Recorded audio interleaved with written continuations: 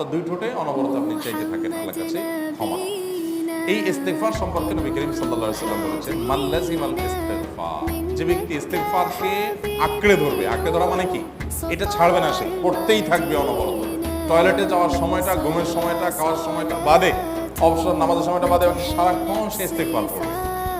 এরকম যদি কেউ করে, আল্লাহ রাব্বুল আলামিন জাআলাল্লাহু লাহু মিন কুল্লি হাম্মিন ফারাজা ওয়া মিন কুল্লি দাইকিন মাখরাজা, সকল পেরেশানি থেকে, সকল টেনশন থেকে বের হওয়ার পথ আল্লাহ তাআলা অলৌকিকভাবে তার জন্য আবিষ্কার করেন।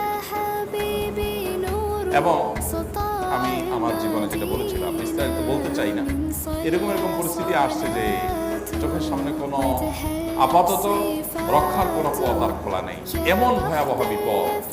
ইস্তেগফার করতে করতে এমন ভাবে আল্লাহ তাআলা সাহায্য করেছেন যে এটা কল্পনা করলেও মনে হয় যে স্বপ্নের মতো। কিভাবে এখন এই লোক এই জায়গায় আসলো,